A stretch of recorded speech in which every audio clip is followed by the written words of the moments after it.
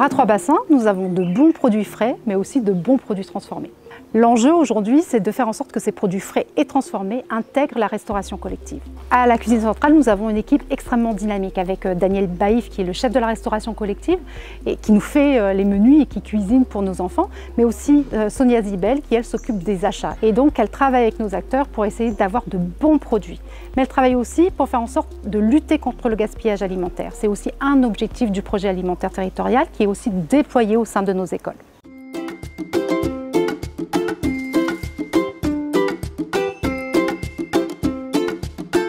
La cuisine existe depuis 20 années. On essaye de faire au mieux pour cuisiner. Donc on distribue des repas pour 9 écoles. On prépare les repas, donc entrée, plat, dessert. Aujourd'hui, on a une diététicienne qui intervient sur les menus. On essaye vraiment de travailler avec les produits locaux. Dans la zone, une zone qui est à côté, où il y a le produit soja, il y a la glace artisanale, il y a Oté Grand-Mère pour les produits frais, plus les fruits, pour faire la salade de fruits par exemple.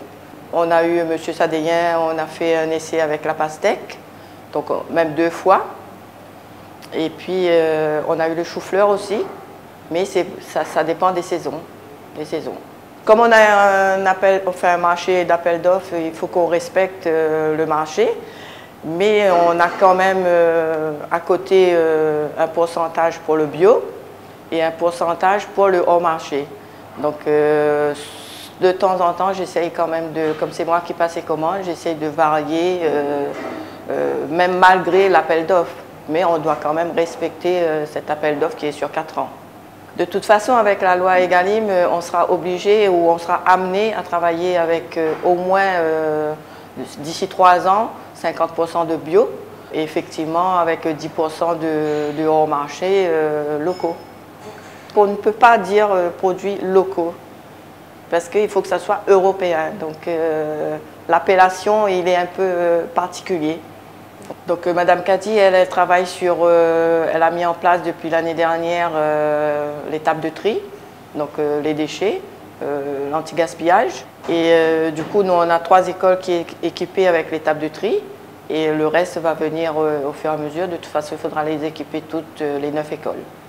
Donc la table de tri permet aux enfants de travailler vraiment le gaspillage, comment dispatcher le reste, les épluchures. Donc c'est vraiment leur montrer comment on trie pour que après chez eux ils peuvent le faire et montrer aux parents certainement. Hein.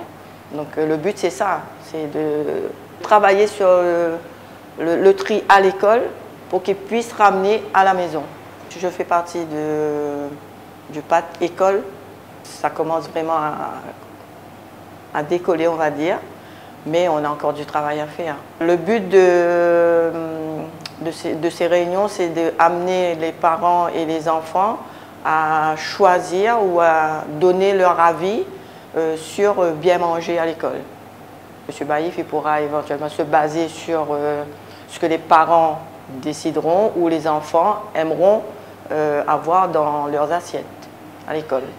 On essaie de varier, de mettre moins de riz, un produit laitier, des protéines. Donc on est obligé de suivre sur les recettes. La diététicienne intervient justement pour pouvoir aider M. Baïf à mettre en place ces menus. On essaie quand même de travailler avec Soja d'Asie qui est à côté et qui est locaux. Je commande moins parce qu'on a des remontées quand même des écoles. Donc sur le gaspillage, ça nous a vraiment aidé l'année dernière. Et donc aujourd'hui, j'arrive quand même à commander un peu moins. Et le but, c'est vraiment de commander juste et distribuer juste.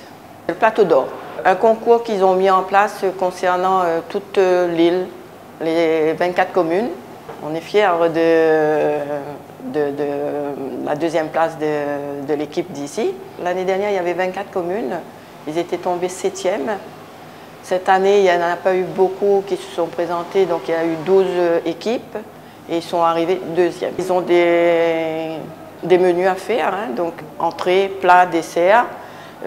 avec les produits locaux et on leur donne et ils doivent imaginer ce qu'ils peuvent faire comme menu ou inventer pour que ça soit vraiment au goût. C'est surtout le goût. Sur 3 ans, donc on essaiera vraiment de travailler avec les produits locaux. C'est plus intéressant, surtout sur les fruits, au moins. Les légumes, c'est comme je vous ai dit, c'est en saison, donc si on peut travailler avec les fruits de saison ou les légumes de saison, bien on le fera. Et il faut qu'on apprenne aux enfants à manger fruits et légumes. Il faut absolument dans le plat, ils aient un légume, que ce soit locaux ou que ce soit importé, ou fruits. Mais le fruit, il leur faut au moins 2 ou 3 par semaine. Sur 6 mois, par exemple, si on a le chou-fleur, on va essayer de travailler le chou-fleur pendant 6 mois. Et pendant 6 mois, on va faire autre chose, la pastèque. Oui. Hein, donc je pense que là, ils vont lancer, parce qu'on commande quand même 150, 170 kilos, voire 200 kilos. Donc pour eux, c'est avantageux. Ah, c'est une très très bonne chose. C'est une très très bonne chose parce que moi, je vais essayer de faire ma formation sur la nutrition. Une base déjà, et puis le bien manger, ça s'apprend. L'État qui demande à ce que les écoles fournissent des produits plus locaux, plus bio, donc moi je maintiens, je trouve que c'est bien, c'est très bien. Grâce à l'école, les enfants apportent ça chez eux et donc j'espère qu'ils vont continuer à se nourrir autrement. Apprendre à bien manger, ça se passe au sein de l'école, mais aussi au sein de l'épicerie sociale Montbertel, un projet porté par le CCAS et Laurence. On va aller à leur rencontre pour découvrir ce projet qui place la solidarité alimentaire au cœur du projet alimentaire territorial de Trois-Bassins.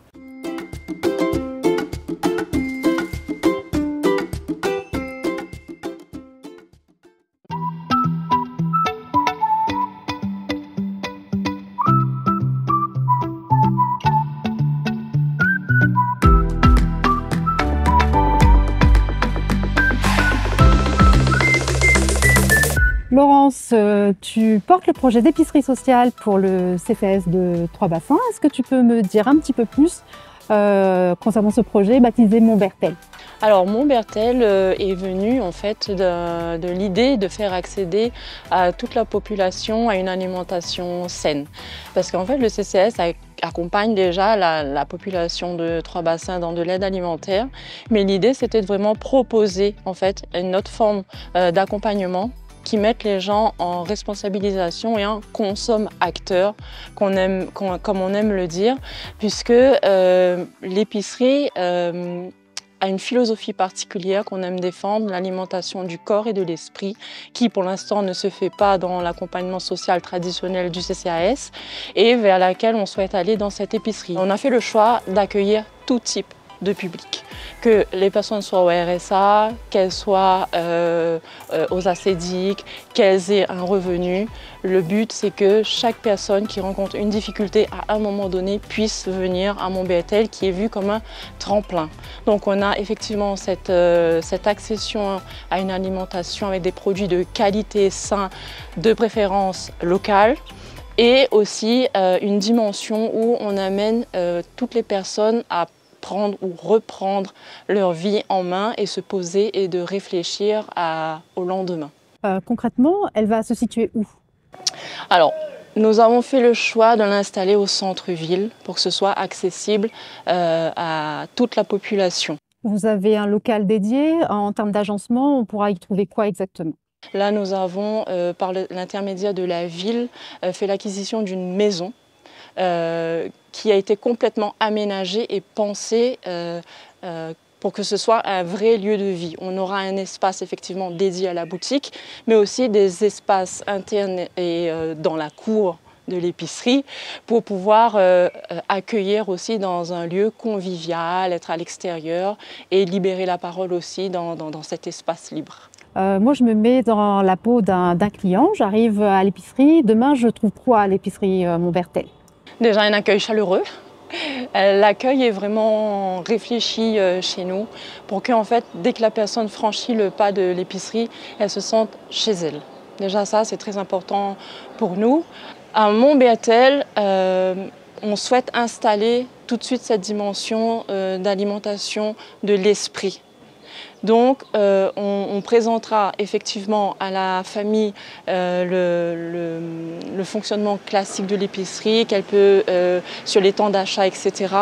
Mais aussi le panel d'ateliers auxquels elle peut accéder en fonction de ses besoins. Est-ce que tu peux me donner des exemples d'ateliers qui permettraient justement d'accompagner ces publics de façon particulière? On a 2 entrées. On a un accompagnement individuel, effectivement, où la personne va rencontrer le travailleur social de l'épicerie qui va l'accompagner sur ses problématiques propres. Et on a ensuite cette entrée d'atelier collectif où là, on le décline vraiment dans différents champs. On a effectivement le jardin partagé qu'on travaille avec Mao Théo, avec l'aspect jardinière aussi, puisque on a pensé aux personnes qui effectivement ne peuvent pas se pencher, les seniors ou des personnes avec des pathologies particulières. Des jardinières adaptées. Ce sont des jardinières complètement adaptées à hauteur où voilà, on garde ce plaisir de jardiner sans les contraintes physiques. Le cœur aussi d'une épicerie, c'est l'accompagnement budgétaire. Donc là, on travaille avec un partenaire, donc une professionnelle qui est conseillère en économie sociale et familiale. Et son travail, c'est d'accompagner les familles dans la gestion de leur quotidien. Et donc, dans ce cadre-là, elle proposera des ateliers ludiques où les familles pourront s'arrêter un instant sur le fonctionnement de la famille, mais aussi sur leur rapport à l'argent, par exemple, ou sur, on est aussi sur un aspect prévention où on amène les familles à prendre conscience des stratégies mises en place par les supermarchés pour nous faire dépenser l'argent que parfois on n'a pas. Donc ce sont des ateliers comme ça, de prise de conscience, de responsabilisation, mais tout en s'amusant, toujours avec un aspect ludique, pédagogique. On aura aussi des ateliers cuisine. Dans ce cadre-là, on est lauréat d'un appel à projet Kellogg's, dans lequel on va proposer des animations autour d'un petit déjeuner sain et équilibré entre parents et enfants, ou qu'avec des parents, ou avec ma grand-mère, avec les grands-mères et les petits-enfants, grand-père, petits-enfants.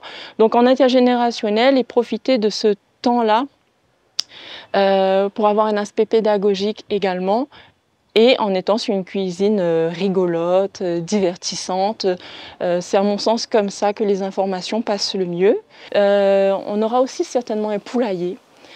Cette idée est venue d'une jeune fille, puisqu'on fait des comités participatifs dans les quartiers, et avec l'aide de la SHLMR, on a fait une présentation de l'épicerie en pied d'immeuble, et c'est cette jeune fille de 15 ans qui a lancé l'idée, en fait, pourquoi pas un poulailler à Montbéatel. Ces poules sont déjà un peu les mascottes, en fait, de Montbéatel.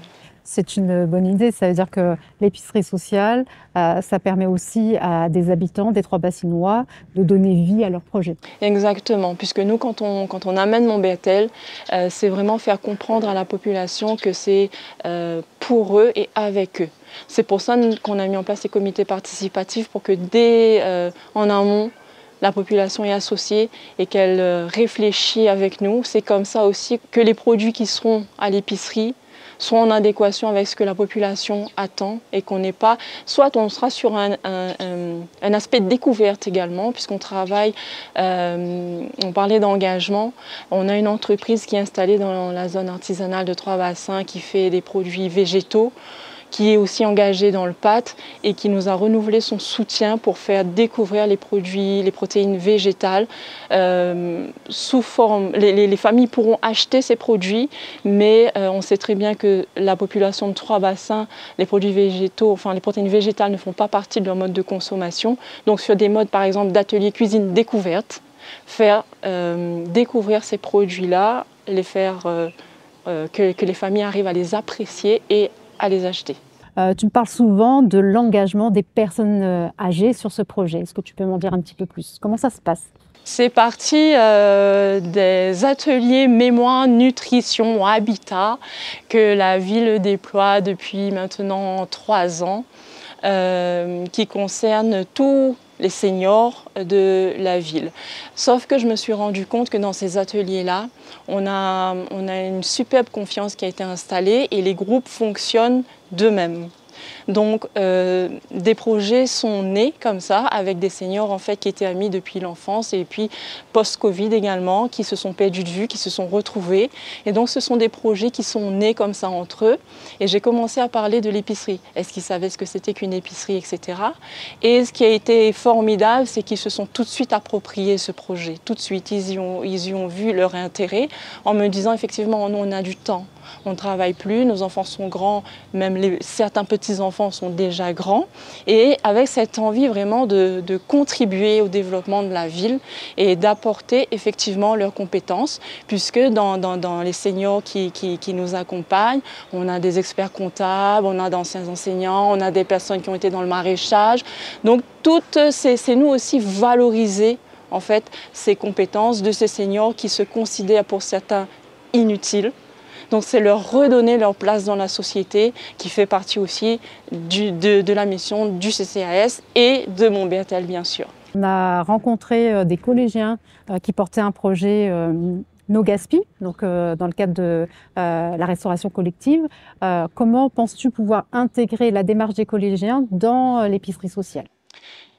Nous avons rencontré la principale du collège l'année dernière qui, pareil, était très emballée par ce projet d'épicerie sous son aspect citoyenneté aussi. On souhaite faire appel aux éco-délégués qui sont déjà très investis dans le collège. Et au collège de Trois-Bassins, on a aussi des jeunes qui font partie du conseil général des jeunes, qui sont très investis également. Donc c'est, comme je disais, c'est profiter dans le bon sens du terme, de ces talents pour insuffler déjà la solidarité et cette citoyenneté qui a besoin d'être redéfinie à mon sens et permettre à ces jeunes là aussi de prendre leur place dans la société dès ce plus jeune âge. On dit souvent « nourrissons nos racines, cultivons nos liens ». Quelle est la traduction de cette valeur pour toi au sein de l'épicerie sociale ? Ça rejoint complètement l'alimentation du corps et de l'esprit. Et moi, j'aime bien dire, quand mi connaît où ça, mi sort, mi connaît où ça, mi ça va. Donc ça rejoint complètement et la boucle est bouclée. Et on est dans cette même logique de faire reprendre sa vie en main et d'avancer tous ensemble vers un mieux-être personnel et collectif. Aujourd'hui, te sens-tu faiseur de changement ? Bien sûr, nous sommes des bâtisseurs de changement et dans la manière dans laquelle nous avons pensé l'épicerie, on a cette volonté aussi de faire des habitants des faiseurs de changement. Parce que sans eux, on ne fait rien. Pour faire de Trois-Bassins un territoire d'alimentation durable, il faut des agriculteurs passionnés, il faut des transformateurs qui savent sublimer ces produits locaux qu'on a de qualité sur notre commune. Et il faut aussi des consommateurs, des consomme-acteurs, des personnes engagées qui savent ce que veut dire bien manger. Alors viens Zot, nous à ton azote.